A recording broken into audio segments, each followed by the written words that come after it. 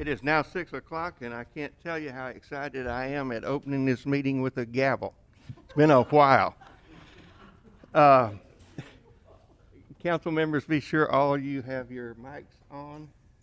I learned this afternoon that all 4 of our cameras are operational, and we're attempting to allow the public to view our proceedings. For our invocation, let us observe a moment of silence.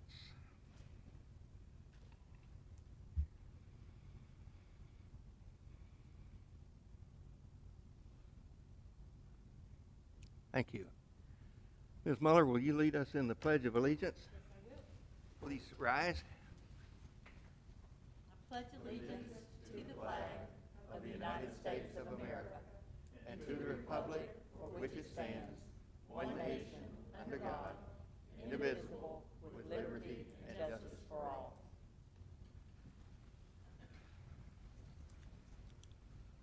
Item 4 is the consent agenda. Does any council person desire to remove any item from the consent agenda?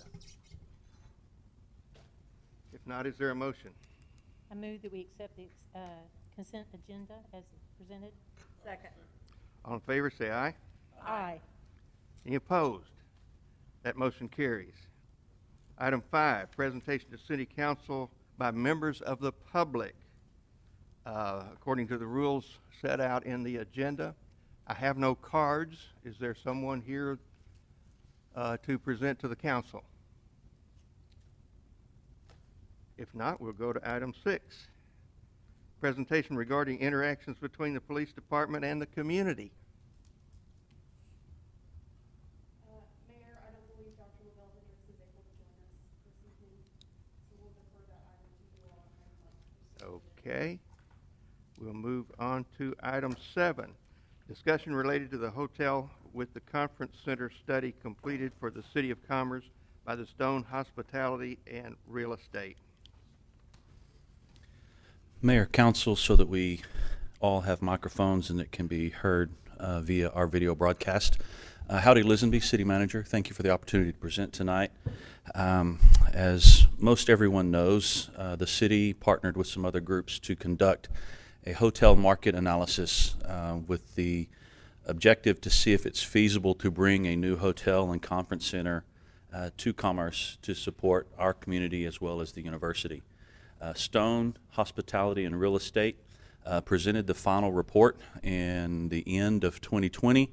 I believe there was a presentation made to council via a Zoom meeting, but my understanding is it wasn't a very productive presentation and you didn't have enough time to kind of digest that report on your own.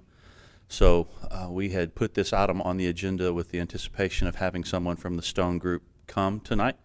Now that you've had a chance to review that report and possibly ask questions and get some dialogue.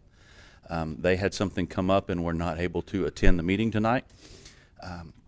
But I wanted to kind of give you an update on some of the conversations that I've had with some of the stakeholders that are involved.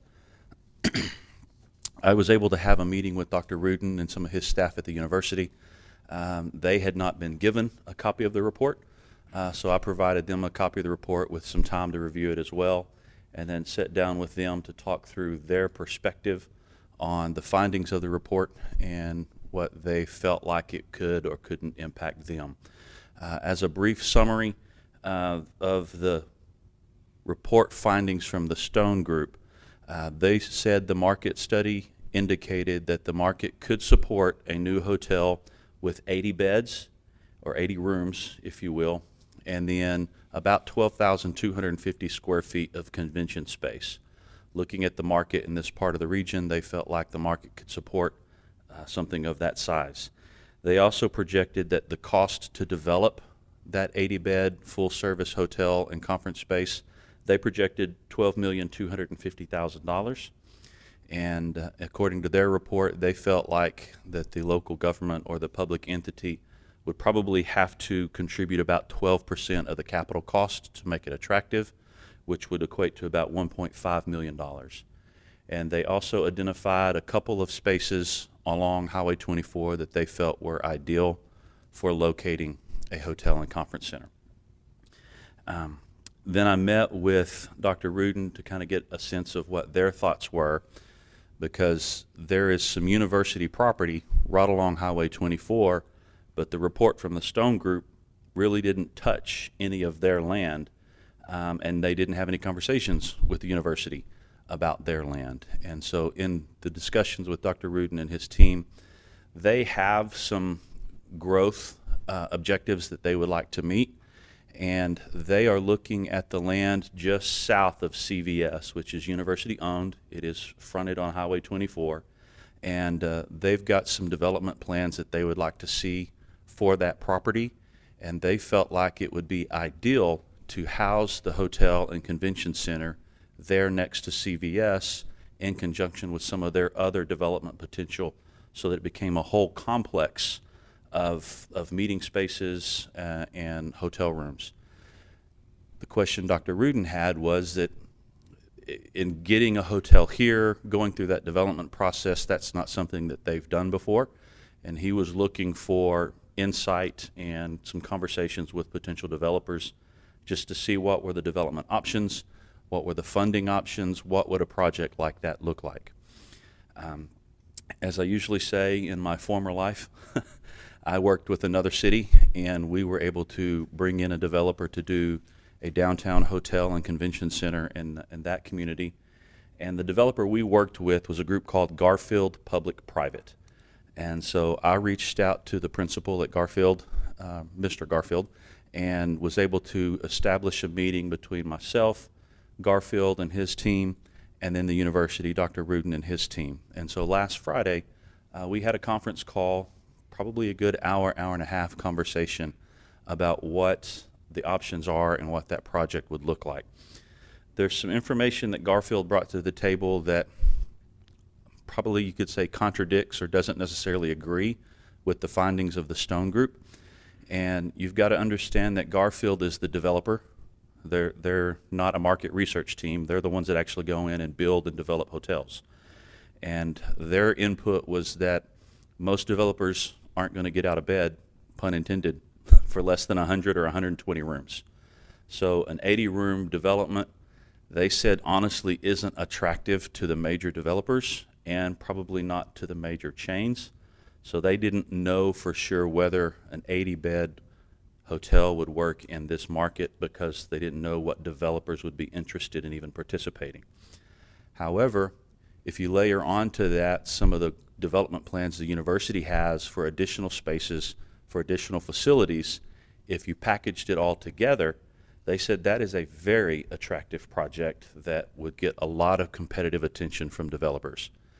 So a hotel by itself at only 80 beds is probably going to get limited interest and participation from developers. If you increase it to 100 to 120 beds, they felt like it would get interest. If you then married it with the other development plans that the university is playing with, it becomes a very attractive project. Dr. Rudin indicated that they're very early in the concepts of what they want to develop, and they've still got funding questions that have to be answered by the legislature and some of their funding mechanisms. So the timing became a question of, do we do the hotel first? Do we do their development first? Do we time it? Do we do it all at the same time? All of those options are on the table, but there's some questions that remain unanswered from the university side and from their development point.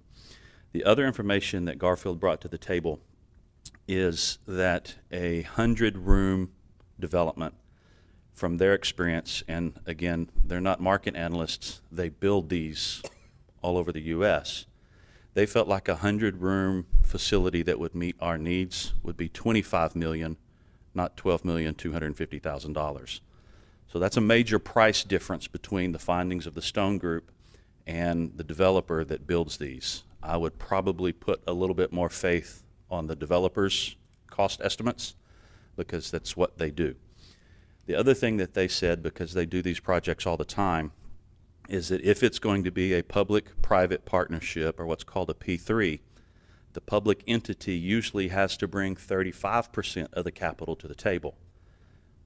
That's a lot bigger than 12% that the Stone Group was saying. So, for example, a $25 million hotel at 35% participation, I'm in East Texas and it rains out here, so the whole concept of precipitation is new to me, and so it's messing up my vocabulary. Public participation would need to be around $9 million to make a project like this attractive.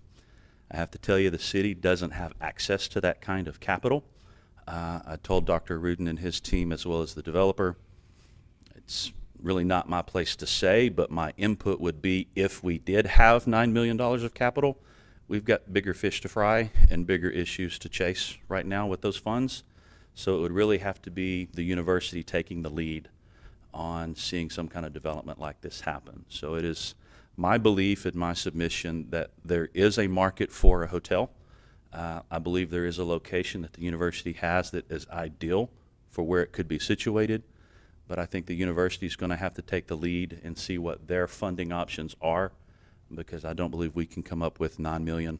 I don't think we could come up with $1.5 million to do one of these projects. If y'all still want to get the Stone Group back, we can. We can reschedule them to come.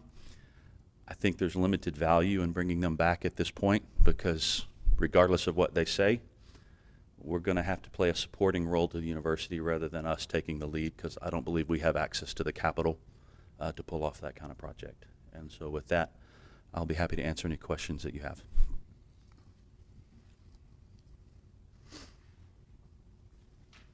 Did the university have an idea of when they were going to be getting, it'll be probably after the session, or were they going to look at this session about getting funding? They've filed some applications with the legislative session for this round, and they're going to see what they get back. They're actually not optimistic because of the COVID environment. Funding is limited. The state is risk averse right now, and so they'll probably be hesitant to fund all the projects that go their way. But should the university get some positive funding out of the legislature, I think that would accelerate this project.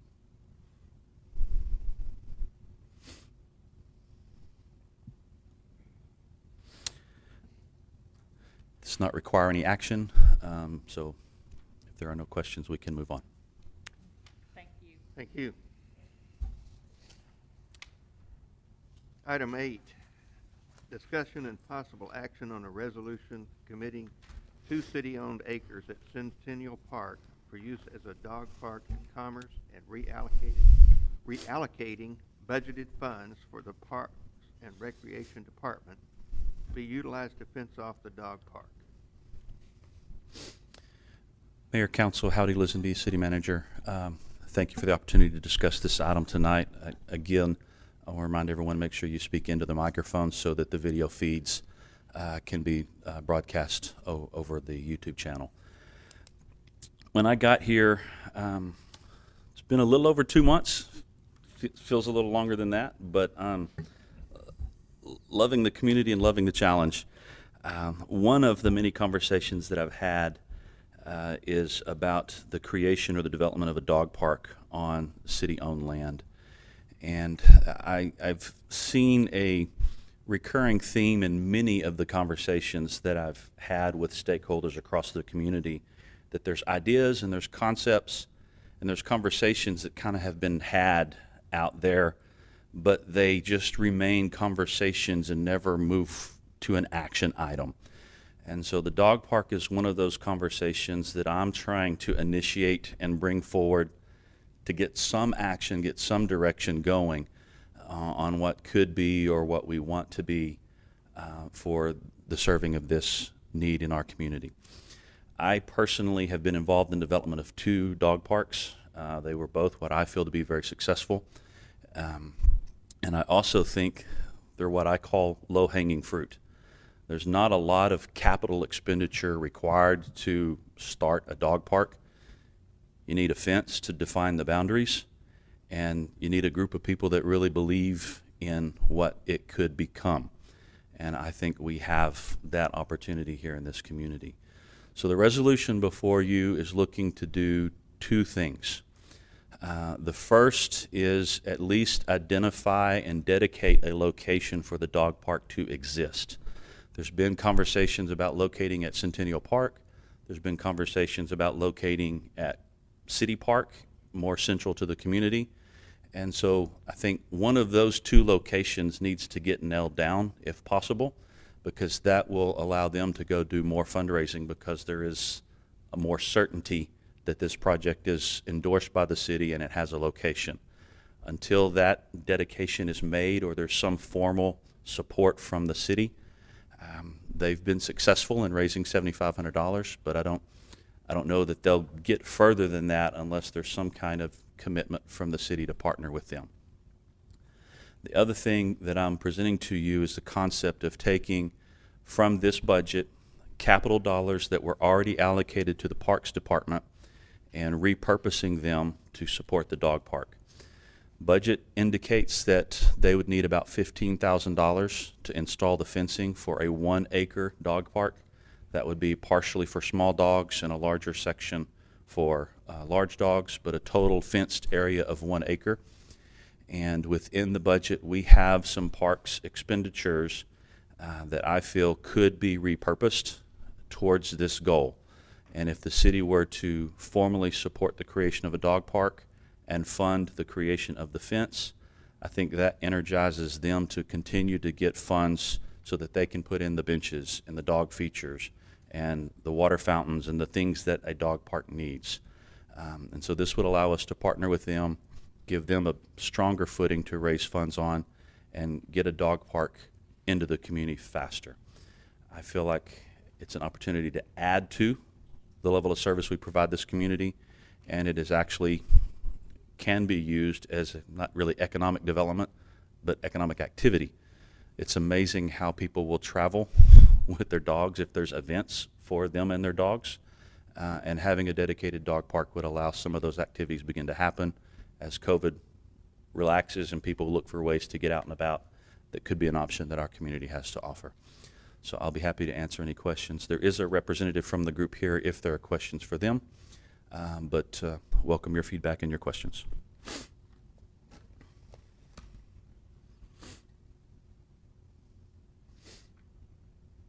Okay, well, I have some questions. We were talking about two different organizations, or two different locations. Yes, ma'am. All right. And my issue, I think when we were talking about in 2019, we did talk about Centennial Park, and that might be a possibility. I do not have the background on what goes on at Centennial Park because of the wreck. I don't have kids, Sure. so I'm kind of limited there.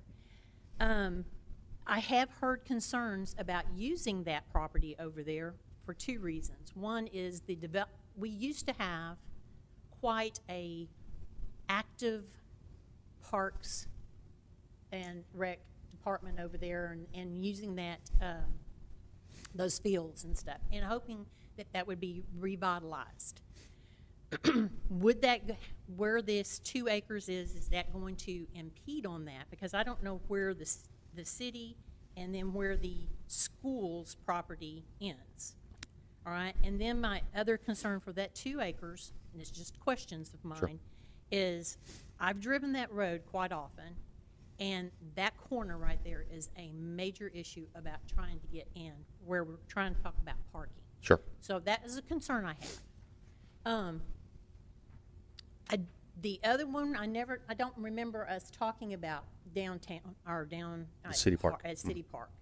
I think that's a great location, personally, because it is right next to where the children are playing, and we put a lot of money into that.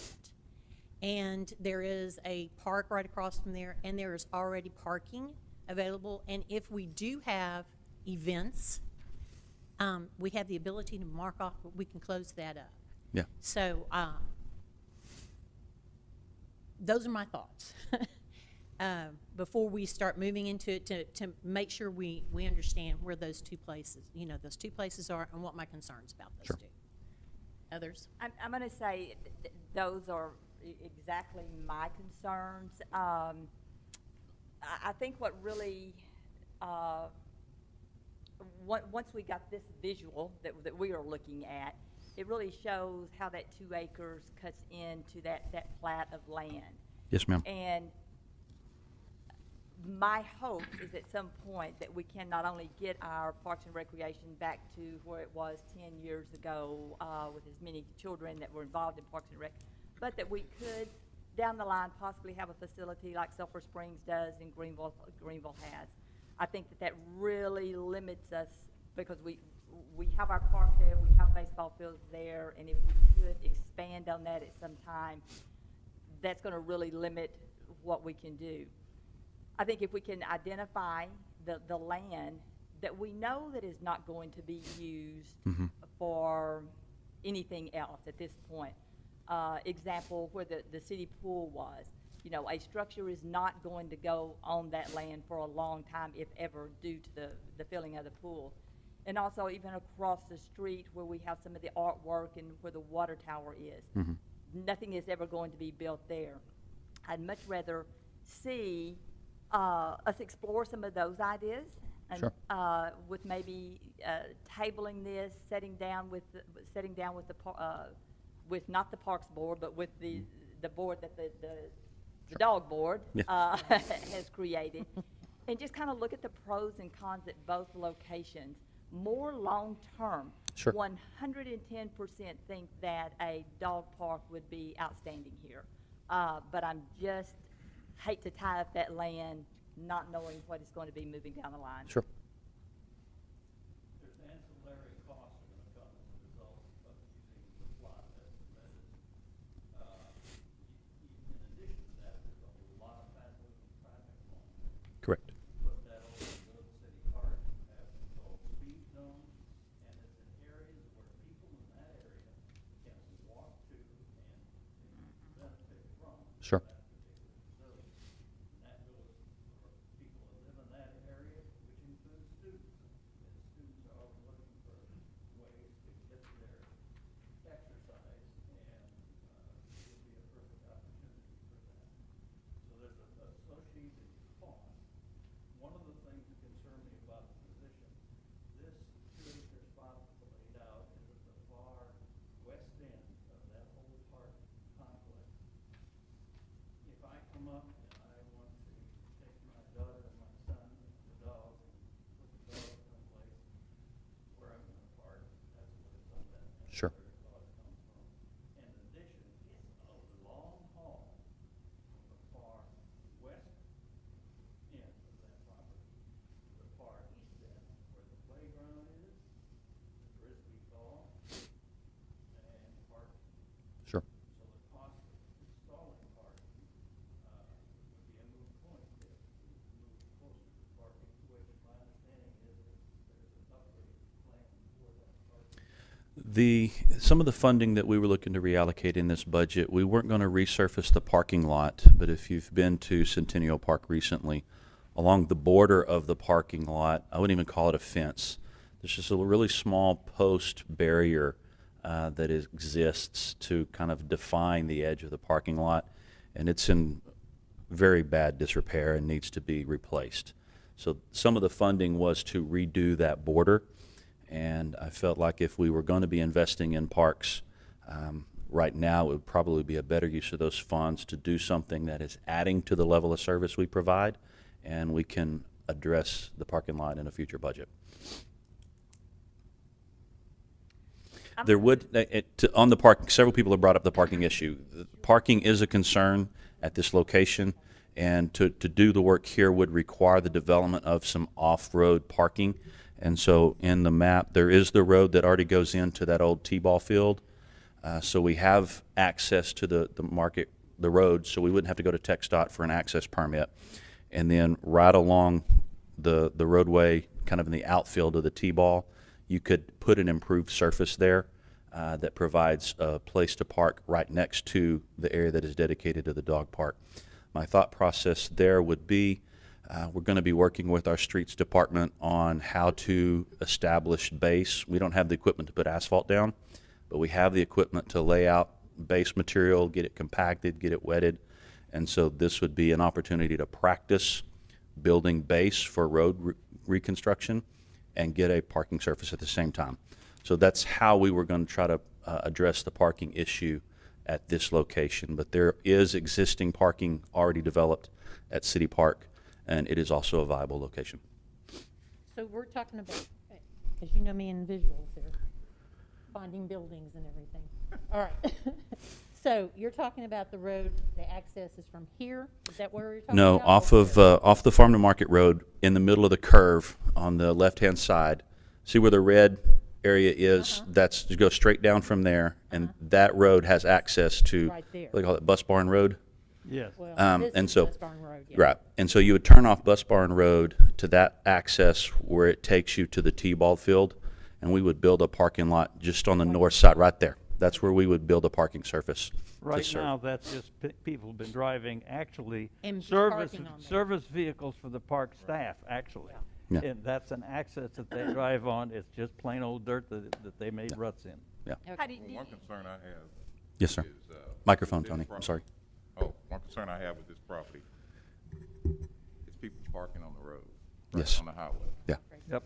That's the concern. It's right behind the bus barn, number one. Mhm.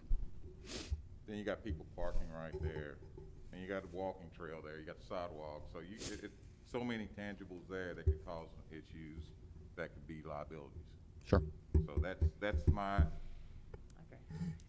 well, one other thing, you may be able to look at this picture and give a good indication, but you can see the 4 diamonds right there. Mhm. Approximately how much land is that? I mean, it looks to be at least 2 acres by the time you get, The red the red is, geometry that's there is 2 acres. Uh-huh. So if you lay that on top of those 4 existing fields, you're probably looking at 3. 3.5. acres. Is that 2 acres to scale I- on this picture? They put that together, so Okay, I okay. didn't So create this graphic. We really don't know, we Yeah. really don't, by looking at this visual, how far that would be anyway. Okay. So how many acres are, you know, where the old pool used to be, how many acres are right there? Is that, I'm looking at Chris like he would know. I mean, Actually, there were 2 old two of pools those. there. well, see, I only knew about one. It's before And my that would time. be more than 2 acres if you included both of those areas. Okay. We have a restroom right in the middle of that. Right. Okay, so there is 2 acres there, and then we have a restroom there. There is water available there, Mm-hmm. right? I would propose across the road near the water On the- tower. on the If other we were side? going to put a dog park at City Park, I would put it across the road around where the water tower is. You could fence in and get some very active, easy-to-access space. There's already parking there on that side of the road On as that well. Okay, And so There's if we were to do it already- at City Park, that's where I would recommend it to Okay. be. There's already trees there, there's, trees. there's already trees there, the creek is there. I mean, I can visualize a park there quickly, Yes. looking like a park. But just my 2 cents.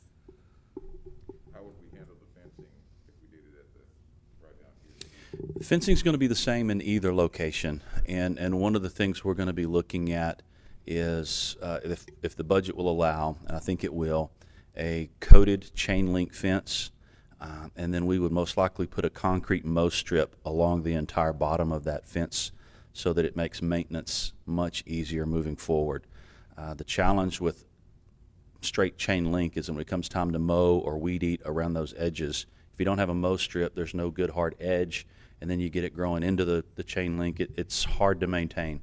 And so we would want to be able to put in fencing that's coated because it's attractive and safer for the dogs, and a concrete mow strip. And so that adds to some of the costs that we would have to have for fencing. But it's the same in either location. I would like to move that we table this at this time and have a workshop, whether it's just with the council along, Mm-hmm. or, and look at the pros and cons, or bringing I think their we need to board bring them in. Yeah. And, having a joint, they are so very organized, Mm-hmm. so we need to put, everything down and make it work. Agreed. Okay, Was that a motion? Yeah, I think it might have been. Second. yeah, second.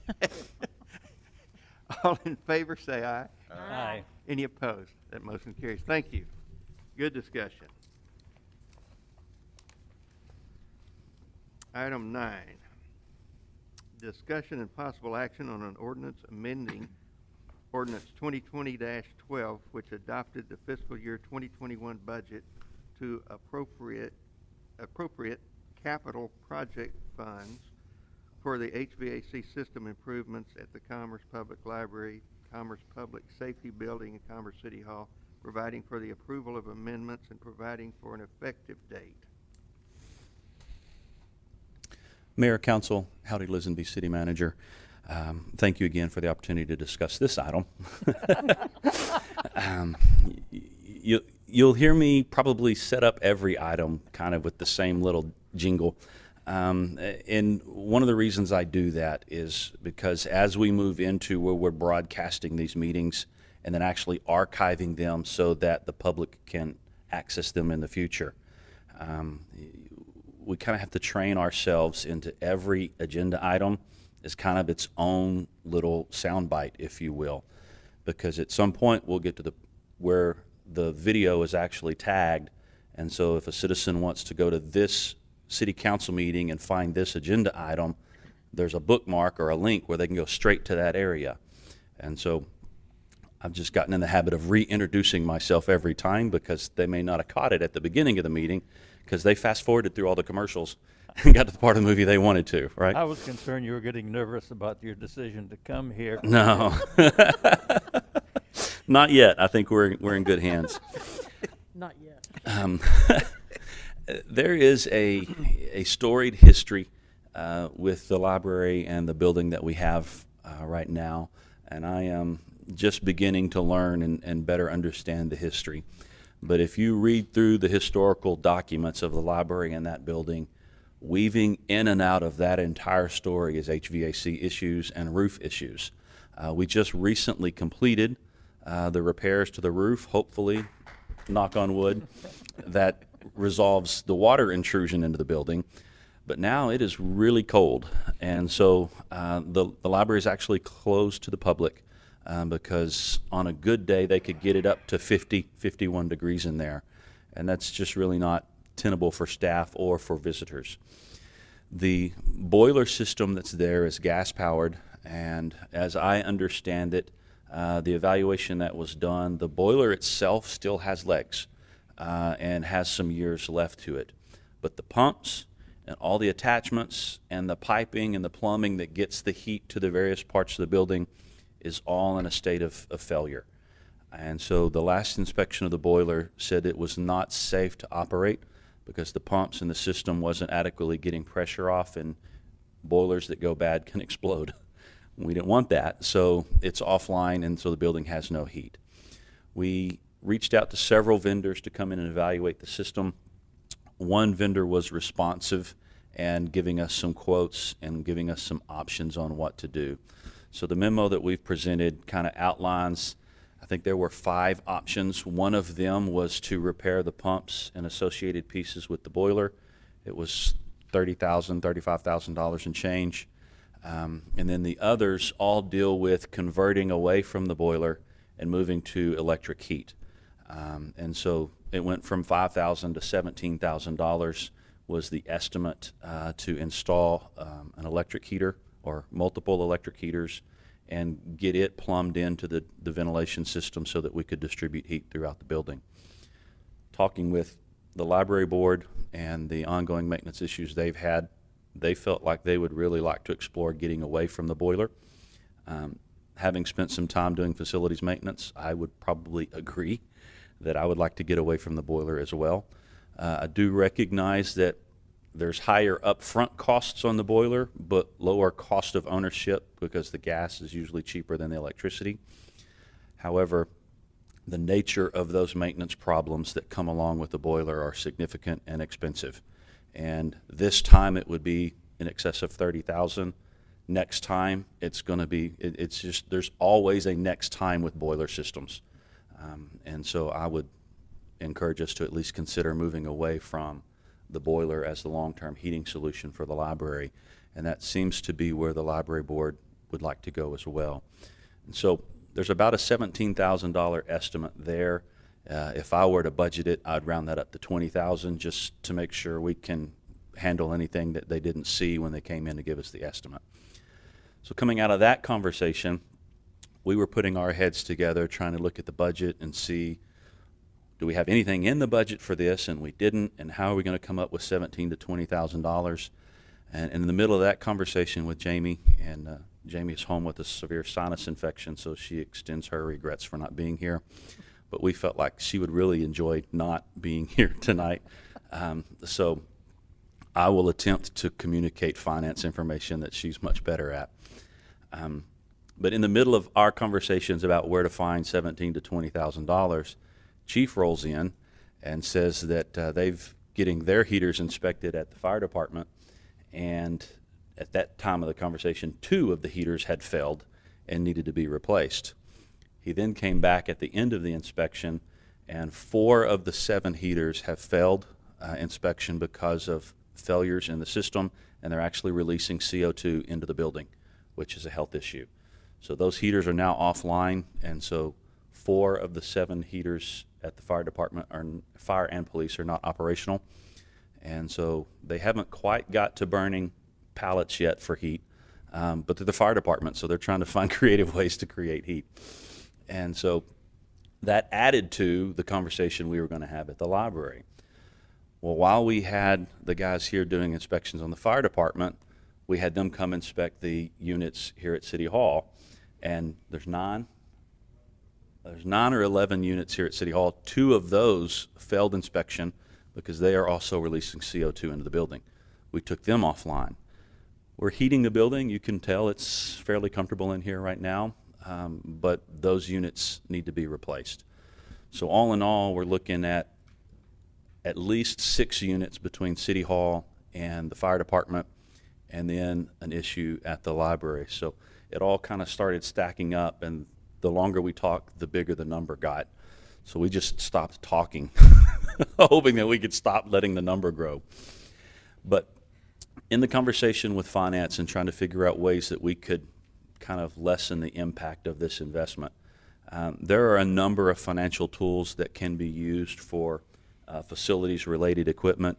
You don't want to do long-term debt for short-term assets, and so 10 to 15-year debt does not make sense for HVA systems because they usually don't last that long. So we were looking at shorter-term debt instruments and financing options to try to get something in the budget that wouldn't break our budget but yet solve our heating problems. And then we started looking at, as you are aware, municipal government has multiple funds, F-U-N-D-S, funds, or buckets of money. And we have the general fund that most of our facilities and everything run out of, including fire and police department, including our support for the library, City Hall. All of those live in the general fund. And we have a fund balance that we carry in that fund, or a reserve amount. But we have another fund, or a bucket of money, called the Capital Projects Fund. And there's about $520,000 that's sitting in that fund that is not earmarked for any specific project right now. I can promise you we have more than $520,000 worth of projects to do. But typically those fund balances are used to help you cash flow and save financing costs on projects. For example, we recently talked about the water treatment plant. We've got about $1.5 million worth of work to do at the water treatment plant. You don't want to issue all $1.5 million of your debt up front and then leave it sitting in the bank while you're paying interest on the project and not actually doing construction. So a healthy fund balance in your capital construction fund allows you to cash flow the front end of projects so that you can start the project and then get the debt proceeds in hand right about the time you start construction, so you're not paying unnecessary interest on those debt issuances. And so I want to protect and preserve the fund balance we have there for those reasons.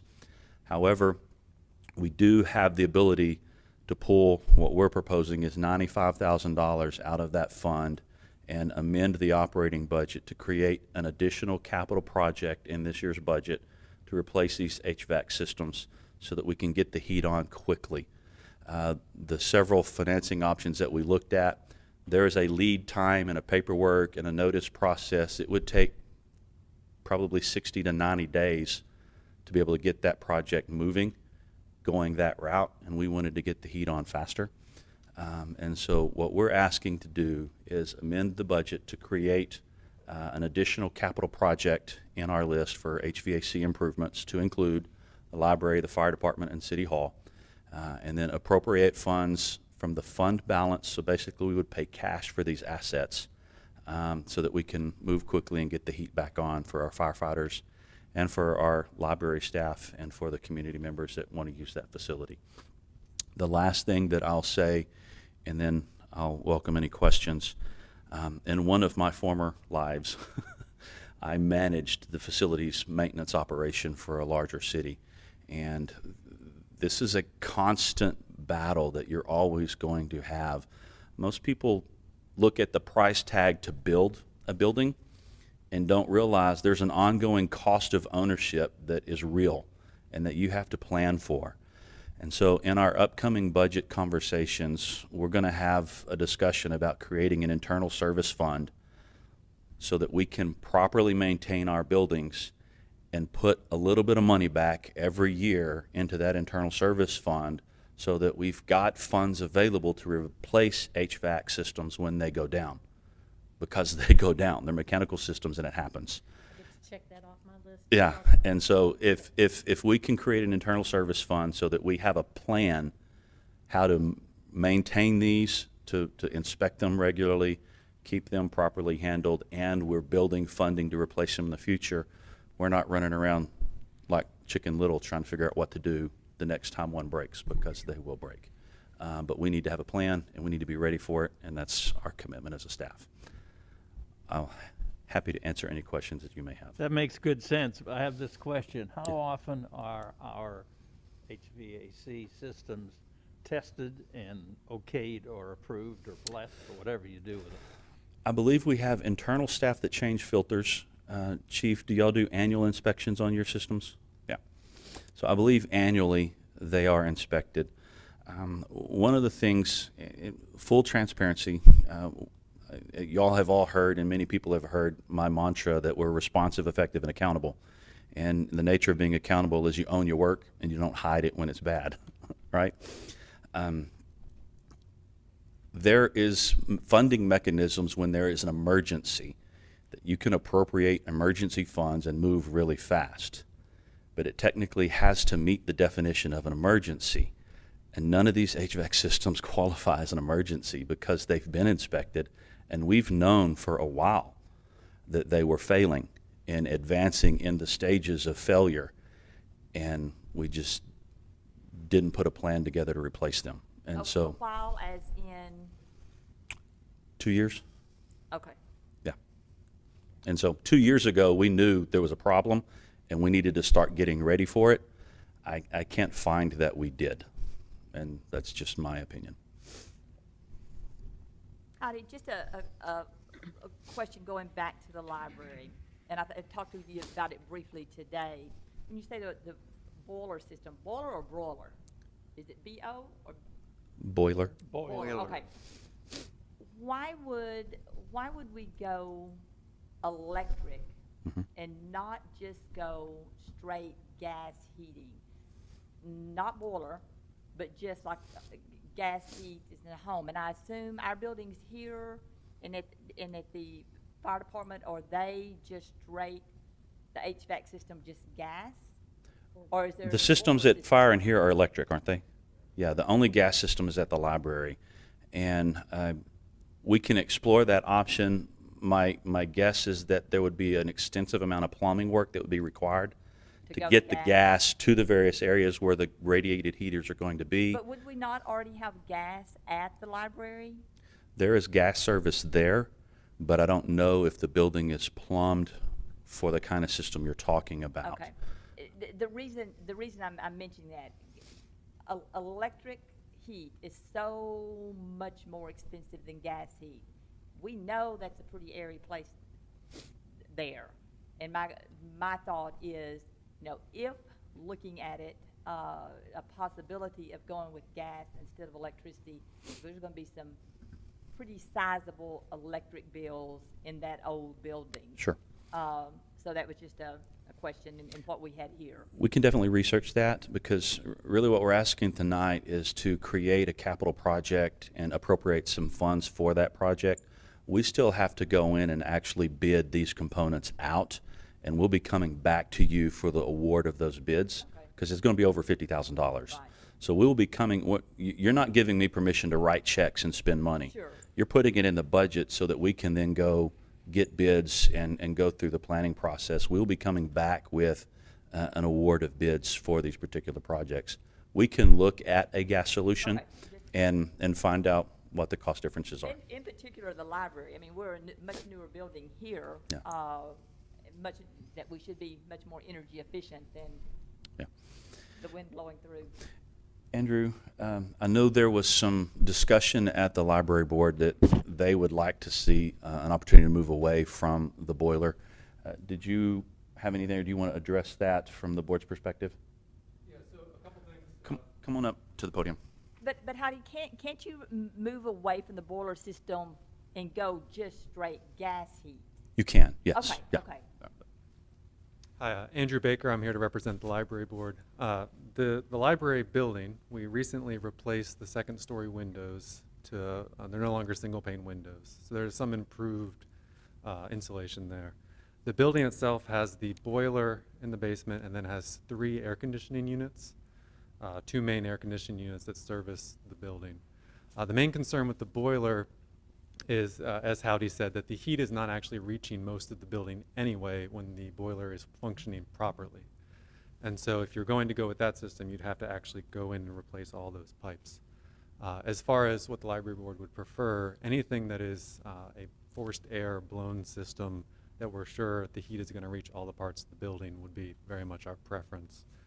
As far as how exactly that works within the actual machinery, I mean, that's very much for Howdy to work with the people who have done the work there. Just as far as the timing of this, so pretty much every year since I've been here, so 5+ years, when we go to turn on the boiler, we call the Parks and Recreation Department. They come in and turn the boiler, and something goes wrong. So some pump is failing, there's water leaking on the floor, there's something else, and this has been since at least 2015. So it's a recurring problem that we've known about. Okay. Thank you. Thank you, Andrew. Councilwoman, the last thing I would say about using gas to heat this facility is I typically look at what is the facility used for and what is stored inside of that building. If an electric heater fails, it fails in one location and is fairly contained. If there is gas plumbed throughout the building and that system fails, there's probably a fire and everything in there burns. And I don't know that I would want to introduce that risk of losing. And they've already lost materials from water intrusion from the roof. I would hate to add, and it may even be a minute risk, but I would hate to add that fire risk to the system as well. And Chief may have some thoughts on that. But that would be the other hesitation for me, is considering the use of that building and what's stored in it, I would be nervous about a fire hazard. Thank you. I move we appropriate capital project funds for the HVAC system improvements at the Commerce Public Library, Commerce Public Safety Building, and Commerce City Hall. Second. All in favor, say aye. Aye. Aye. Any opposed? That motion carries. Thank you. Thank you. Item 10, discussion and possible action related to the frontage road located along Highway 24 and authorizing the city manager to execute all necessary documentation. Mayor, Council, Howdy Lisenby, City Manager. As you're aware, Highway 24 travels through town, and there is a distance of frontage road that is going through primarily the campus of A&M Commerce. And TxDOT typically controls their entire right-of-way from boundary to boundary. Sometimes when TxDOT right-of-way goes through a municipality, they will do an agreement for local control. And so they didn't do that agreement for Highway 24, but the access roads, there's an agreement in place between the city and TxDOT. The university is asking for the city to approve transferring that responsibility from the city to the university so that it now is between the university and TxDOT on managing those frontage roads. I personally, if it's less maintenance responsibility that we have, I'm in favor of it because we have a lot that we got to improve our responsibility on anyway. And so if this is something that the university is asking to take on, I would be supportive of that request. I've reached out to TxDOT to see exactly what instrument they need from us, and they have not responded yet. And so I was hopeful that by tonight I could tell you they need a letter or they need an email, but TxDOT hasn't told me specifically what they need. And so if it is a document that I can produce and you support the concept, I'm asking you to authorize me to execute the documents necessary to transfer responsibility from the city to the university for those frontage roads. If it requires a resolution or ordinance, clearly we'll come back at a future meeting. But if it is a lesser document, I'm requesting that you authorize me to execute those if you're in favor of transferring this responsibility. Okay, so the frontage road goes from Culver Street to Live Oak? Live Oak Mhm. on both sides of the highway. But they're just wanting one side, is that correct? Yeah. Derek here? No, Derek didn't make it. I don't know, honestly. I don't know why I thought it was just the east side. My assumption is the east side because I think they're looking to make an improved entrance and maybe a welcome center there by the lake. And I think that's part of what they're wanting to do. But Derek was going to try to be here tonight. And But he's they not. have land on the On the other west side. side Yes. also. So why not give them both? I would give them both. Well, let me clarify something that just doesn't fit well. As far as I understand it, the city's never spent a penny on either of those frontage roads. We have not. That's right. TxDOT Does it? maintains those. We Do we have patrol them? traffic control on them. Yeah, Yeah. yeah. That's what our right is. Yeah. So we don't maintain them. But the west side is Front a several third businesses. private. Yeah. It's not, Yeah. the east side is university, totally. Yeah. But I think we need clarification on what are we giving up. I think it's simply parking. It's about all we do. What do you think, Chris? Because we don't maintain it at all. We're not I would love to include in the discussion the future of Bodark Street, because Bodark Street is the south entrance to the campus. It serves mostly university property. It is in horrible shape. If we're talking about university and streets, that's a serious one. Yes, sir. The service road, I don't think is going to be too much for us to give up. But you think of the traffic, the major parking lots near the campus on the south side use Bodark. Bodark. Mhm. If anyone goes to the student center, they use Bodark. They go to the alumni center, they use Bodark. So it's worn out. We got money to fix streets. Is that the best place the city needs to spend it, or should the university do that? Excellent conversation. I think we need more discussion on our future related to streets. Agreed. Anyway, I don't know where to go on this, because as far as I'm concerned, if we give up what I believe is just parking control, and do we do speeding tickets on service roads? Yeah. Yeah.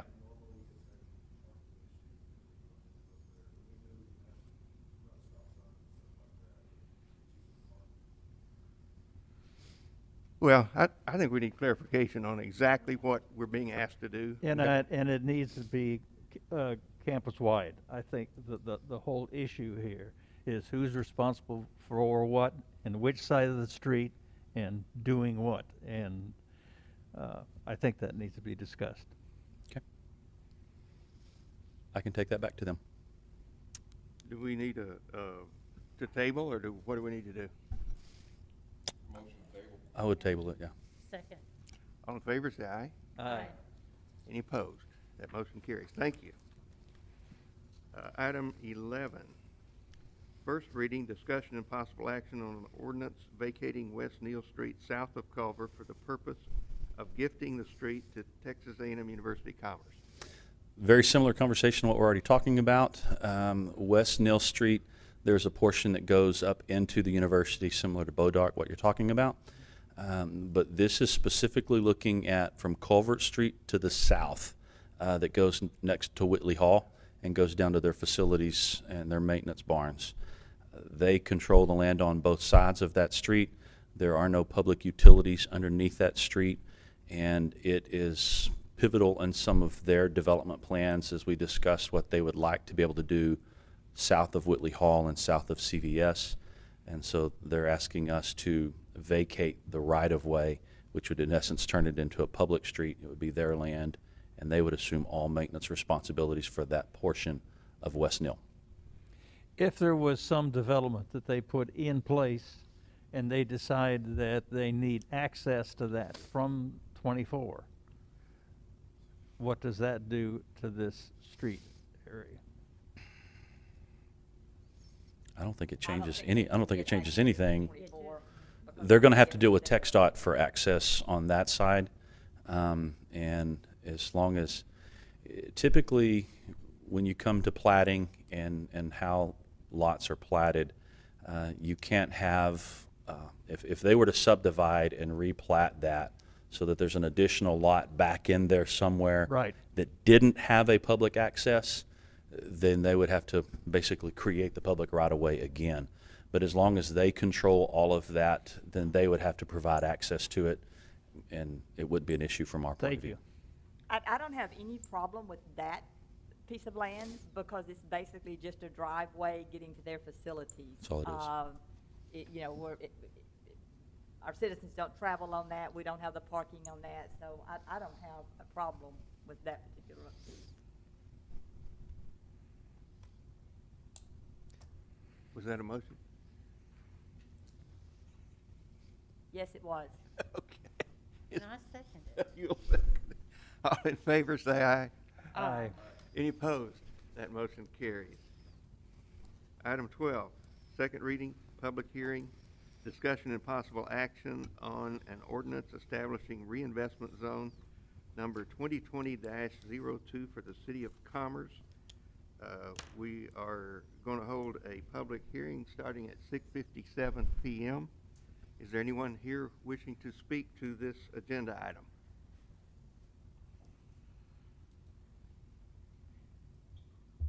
If not, I'll close this public hearing at 6:57 p.m. And is there discussion? Move approval. I second. All in favor, say aye. Aye. Any opposed? That motion carries. Item 13, ordinance calling the May 1st, 2021 general election for the purpose of electing City Council Place 2 and Place 4, each to a 3-year term. Can you all hear me okay? I'm a little short for this microphone.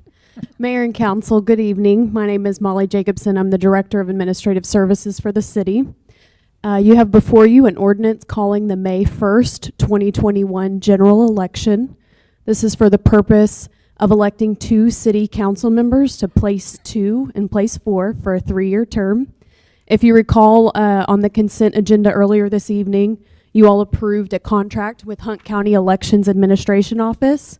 This will allow us, as well as the school district and North Hunt SUD, to share costs with other taxing entities within Hunt County in order to share resources and voting equipment to conduct early voting, as well as serve as a polling place here at City Hall on Election Day.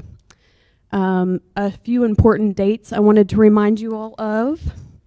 The last day to register to vote is 30 days prior to the election, so that will be April 1st. We moved this year all of the election information online to our city website. So if you visit commercetx.org, up at the very top there's a convenient little button, if you will, that says May 1st, 2021 general election. The candidate packet is there. all the important dates for early voting. The 2 dates for extended early voting hours will be Tuesday, April 20th and Thursday, April 22nd. And those voting hours will go from 7 a.m. to 7 p.m. here at City Hall. And then we will be a polling place on May 1st from 7 a.m. to 7 p.m. for voting as well.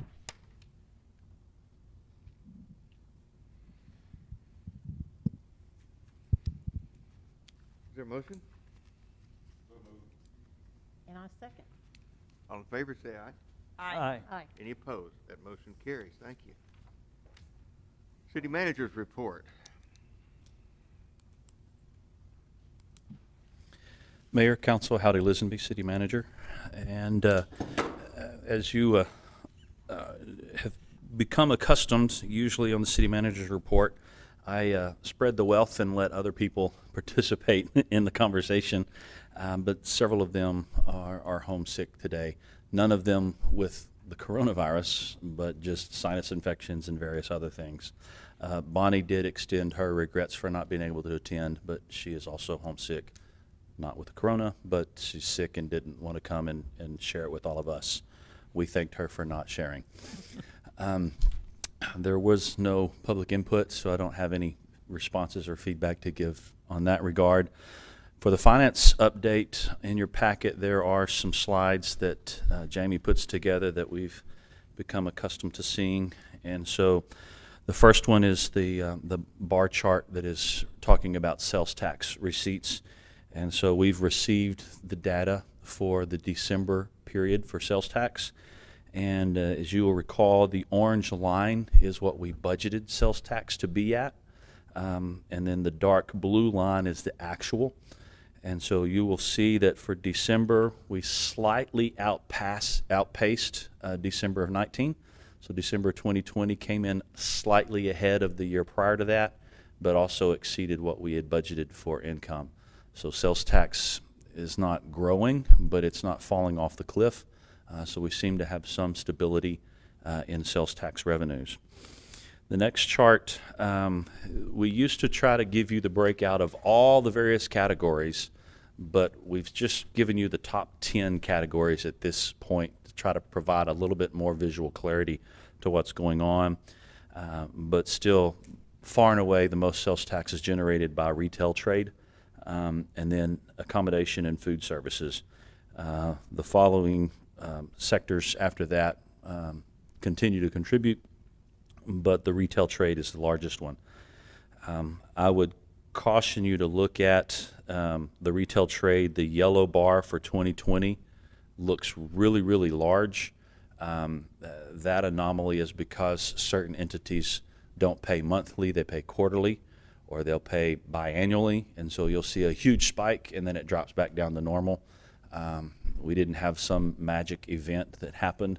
It's just how they remit their sales tax to us. And then the third slide kind of gives you some more detail on how the retail breaks out and what are the different areas within retail. Department stores still continue to carry the lion's share of the sales tax that we receive. But we have a healthy distribution across all the others. Again, the story remains, sales tax seems to be stable. We're not growing, we're not dropping off a cliff. It seems to be stable, and it's coming in above where we budgeted it to be. The next slide is talking about property taxes. Our total levy is $2,390,000 and some change. We budgeted $2,318,000 and some change because we don't budget 100% collections. And to date, through December, we've collected $733,346 of the property tax levy. That's 32%. That's a quarter of the year, so we're 25% through the year, and we've collected 35% or 32% of the revenues. But sales taxes doesn't really flatline across the fiscal year. We would hope to see the bulk of those over the next couple of months, but as we get those numbers updated, we'll continue to bring them to you. The last thing I want to talk about under the finance update is, we've briefly mentioned it in previous meetings, the COVID-19 utility cutoff policy. Across the nation, we're not unique. We're not the only city that began to look at the idea of COVID was clearly having an economic impact on families and families' abilities to meet some of their basic needs. And cities across the nation kind of adopted an informal policy, if you will, that during the COVID pandemic, that we would not cut off somebody's water for non-payment. We didn't go out and advertise that because that's kind of waving a sign saying, hey, don't pay me. But the customers that were having trouble would come in and talk to us, and we would work with them. And now that we're pretty deep into the pandemic, we have about 600 accounts for a total of about $80,000 that are past due beyond 30 days. And so this is not someone that's just late on their bill. They're 2, 3, or 4 months past due. And we're looking at about $80,000, and that's about 600 accounts.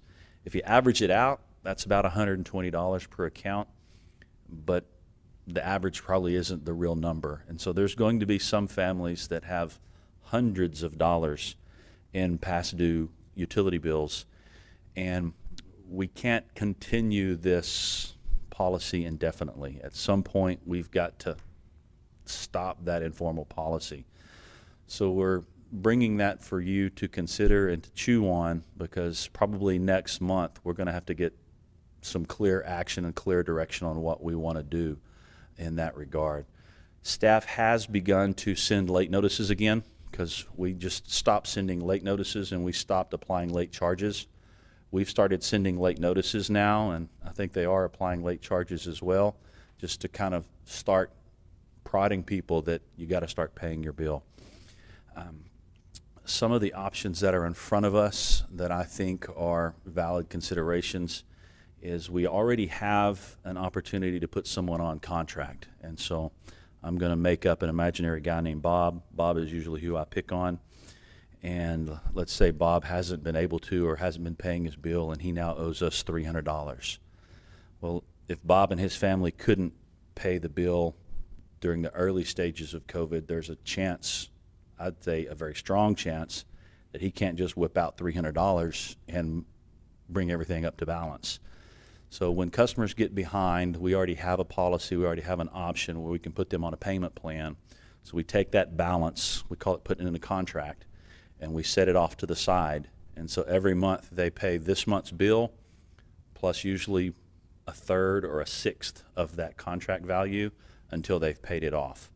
And so they don't have to hit it all at once, but they pay their monthly bill plus a sliver of that contract until it's eliminated. Depending on the severity of the balance, I think we can, I typically don't like taking them longer than 6 months, but we're still in COVID. It's still an ongoing issue, and so I think it wouldn't hurt to begin to look at the process of taking those balances, allowing them to go on a contract for 12 months so that they're basically paying this bill plus a 12th of what that balance is, and begin to slowly eat away at that balance and get back to square. But the flip side of that coin would be, if they don't pay next month's bill, there is the very strong likelihood that we're going to terminate water service until they can make payment again. We want to be mindful of the hardship these families are going through, but we also can't let this continue to grow and grow and grow. One of the concepts that I want to present to you tonight for you to chew on and for us to talk about is, some of you have heard me say this before, that if you have two problems, sometimes you can put them together and create a solution. And so clearly, on one hand, we have a problem of the economic impact of COVID and a growing volume of accounts that haven't or can't pay their bill, and those balances continue to grow. That's an issue that, for their benefit and for ours, we need to stop. The flip side of that is, if you've ever been involved in running utility at any level, it's probably, I've been in banking, I've been in utilities. There is a certain portion of your population that are every month customers. Every month they have a hard time paying their bill. Every month they need an extension. Every 3 months they have to go onto a contract. and it is a never-ending struggle and a never-ending cycle. From my time in banking, those customers that have trouble with the utilities, if they have a bank account, they also have trouble with overdrafts and the overdraft fees, and it becomes overwhelming, the cycle that you get stuck into. And there is an opportunity, I believe, to begin to offer some basic personal finance and financial literacy to help some of these families get control of that beast. Dave Ramsey sometimes says that money without a budget is like a dog without a leash. It just runs away. And if we have the opportunity to present some of these concepts to the public in a comfortable manner, then some of them will have the opportunity to start clawing out of that cycle and get ahead.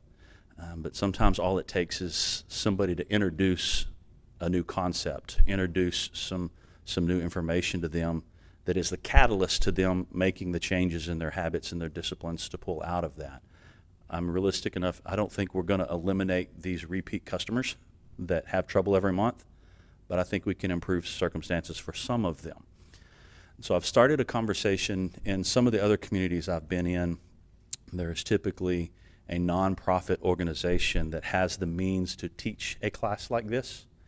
And so the concept we're looking at right now is a 4-week kind of introduction to personal finance. Week 1 could potentially be money, budgeting, and banking. There's a lady that works with Alliance Bank that one of the things she does is community outreach and education on basic personal finance and banking and budgeting. And so she would be willing to come in and help me put that portion of the class together. Another portion could be risk and insurance and what you need to know, because some people don't use insurance, some people don't use insurance well, and that's a real piece of their financial package. A third class, and I've got a couple of people in town that would be helping potentially teach that class. A third week, and doesn't need to be longer than 4 weeks or it's too long. A third week topic could potentially be debt, your credit score, and credit risk, because there is some number of the population that lives on payday loans, which I will publicly say is predatory in nature, and perpetuates a really vicious cycle of always being behind one paycheck to the next.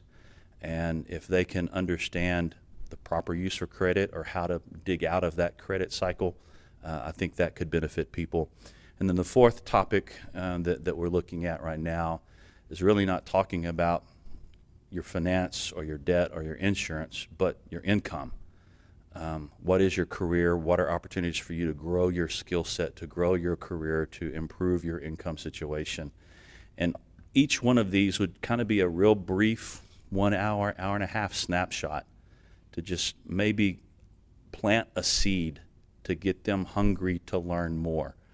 And so CCAP, Commerce Community Action Program, I think is the name of that. So I've been talking with some of the leaders from CCAP, and they are interested in hosting the class. And we've got a lot of logistics to work out before it becomes reality, especially in a COVID environment. But it begins to create a mechanism where we can start reaching out to the community and the areas of the community that need it the most, and have a non-threatening, no-cost opportunity for them to start learning some of the things that could benefit them, benefit their families, and benefit several generations. Where I am proposing to put these two pieces together, and this is what I really need y'all to be thinking about, is within this number of accounts that can't pay their bill, there is some portion of those that is a large number, and they can't dig out of that, and they're probably repeat customers. I would propose that we give them the opportunity to take this course, and if they complete all 4 weeks of that course, then we write off half of their contract, or 2/3 of their contract, or some portion of their contract, to incentivize them to take the course, because there's some of that money we're never going to see. It's just the reality of some of those balances they're never going to be able to pay.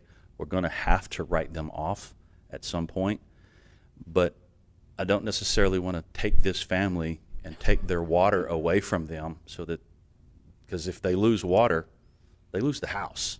And it just starts a whole cycle of things that I don't think is good for our community. So there's potential to take these two problems, connect them, and maybe start building a solution. But we can't write off a portion of that bill. We can't adopt a policy to write off a portion of the bill unless you as council feel and find that it serves a public purpose. That's clear language in state law. I'll let Charles work out the language. But if you find that it serves a public purpose, then we can start looking at some kind of program, because this is a mountain of money that 600 families owe us. Many of them are not going to be able to pay. And I don't want to be the cold-hearted guy that says, sorry, take your water, and eventually make you move out of your house. If we can find a creative way to help them, help the community, and move this ball forward, I think that's something that we need to look at. We clearly can't take action on that item tonight, but it's a conversation I'm having with members of the community. There's a lot of interest in parties that would help teach and help put that program together. It's just where it connects to the city and our utility bills that I'll need some guidance from you all. Honey, you said that there were 600 accounts. What is the norm? What kind of numbers or accounts is normally pre-COVID? If you know, I mean, you've been here 2 months, so.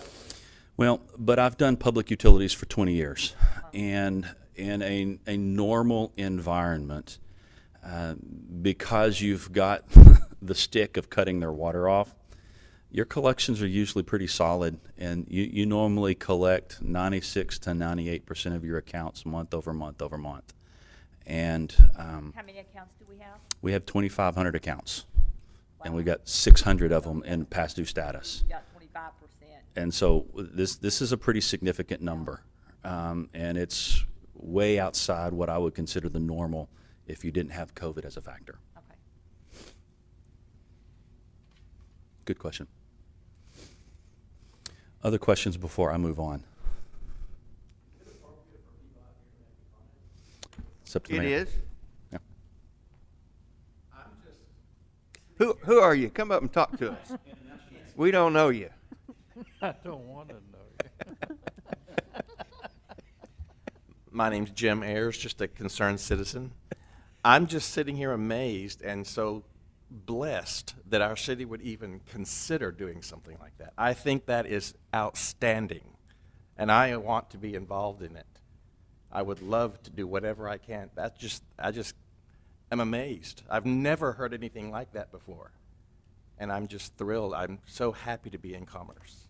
I think we would probably find a lot of service groups would also like to participate in a lot of. We have money sitting in the Rotary Club that we haven't used this year because we haven't done. I'm saying that without permission from anybody. There's 2 Rotarians here, but You're and gonna I'm have 'em thinking- knocking at the door now. yeah, I'm thinking, what can we do with this money? We're going to have to do something with it. It can't just sit there. It's a non-profit entity. So anyway, there's so many possibilities. Thank you. Thank you, Jim.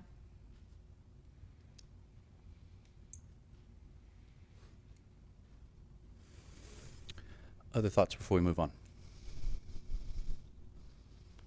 Okay. Molly, do you have the upcoming events?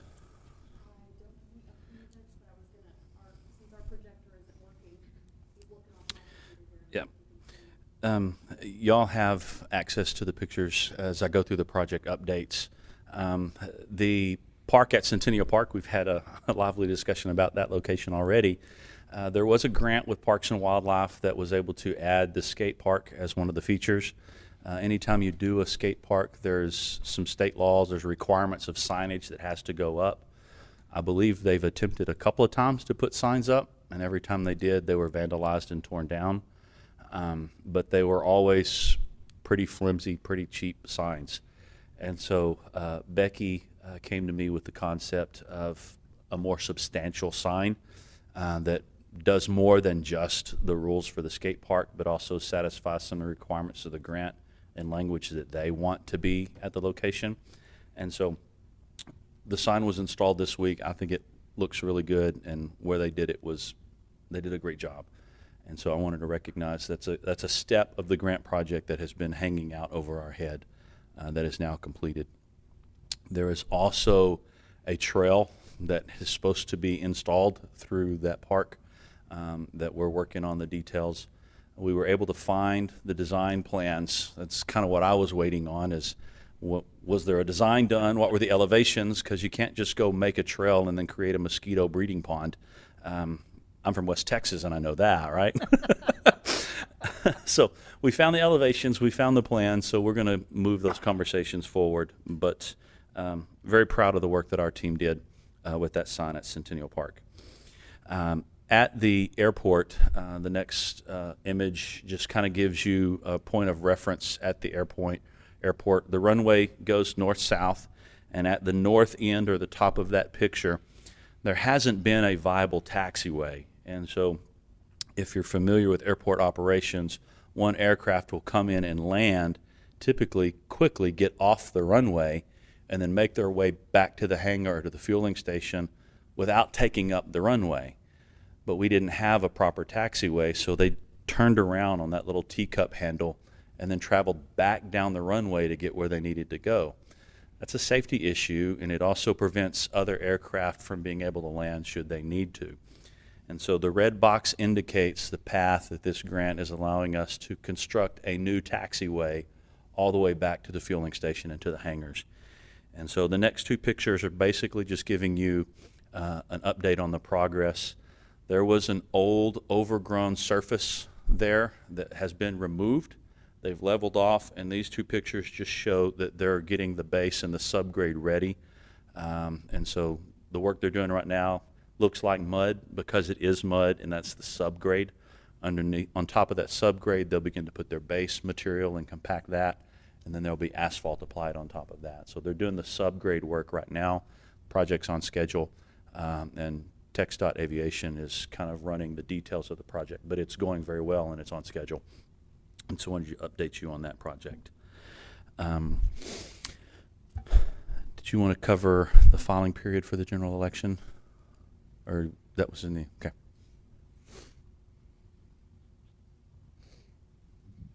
So the filing period for the May 1st election began on January 13th, and it will end on February 12th at 5 p.m. So again, place 2 and place 4 are up for election. If you know anybody who might make a good city council candidate, please send them our way. Do we have people that have signed up so far? We have had incumbent Becky Thompson has filed for a place on the ballot for place 2. Thank you, Molly. If you haven't seen, I want to recognize some of the work that Molly has done for improving this process.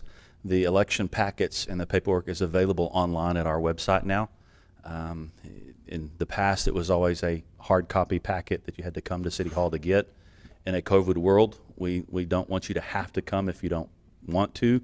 And so there is an option for you to get all the paperwork that you need to file as a candidate online through our website. And she put that together and did a phenomenal job. And so I want to recognize her and thank her for that. Yeah. Last thing I'll say is that we've had some conversation earlier this month, one about having meetings in person again. I'm glad we are, but also the concept of reopening City Hall. And our plan had been a full reopen on today, the 19th, to unlock the doors. After we had that conversation, many of you have seen the email that came out from the hospital district outlining the fact that they're at 120% capacity. They're trying to get help from anywhere they can to try to reduce the risk of transmission. And so we're following the lead of the county. I believe the county courthouse is open by appointment. And so many of you have met Judy. Judy is the newest member of our team, and she's manning or womaning the front desk, and so that we have someone that can answer the phone. And so I mentioned earlier there's been some issues with our phone system and how it handles incoming calls. So we're reworking the phone system and how incoming calls are handled. Judy's going to be a big part of that, but also so that if someone comes to the door, there's someone there to greet them and let them in. And so we've been here, we've been working, we've been available by appointment, but we never advertised that. And so we're starting to push out the word that City Hall is open by appointment, but if someone comes in and needs service, we'll meet them at the door and help them any way that we can.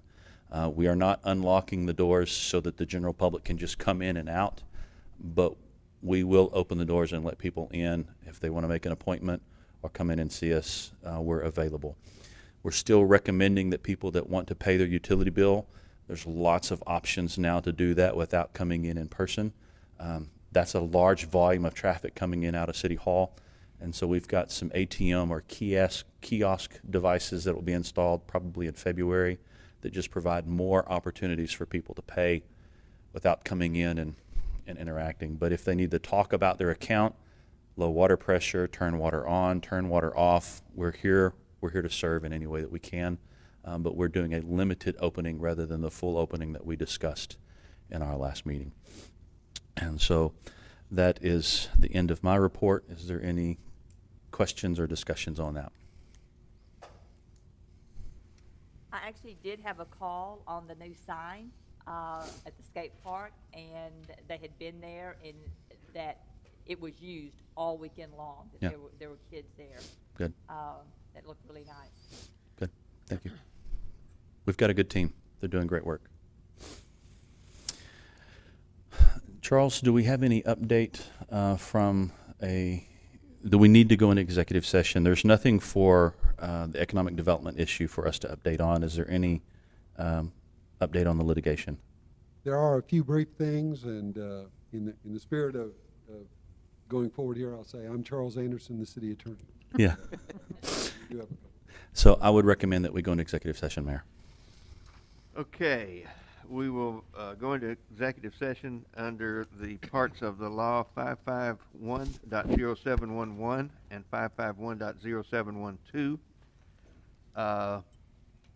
to discuss Amir Rahman versus the City of Commerce, cause number 85096, Hunt County. Amir Rahman versus City of Commerce and Ned Muse, cause number 89253, 354th District Court.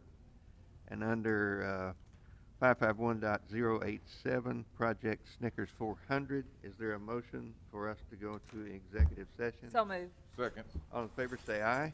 Aye. We will go into executive session at 7:27 p.m. Thank you all. 57, and I call this council back to order. There being no further business, this meeting is adjourned at 7:57.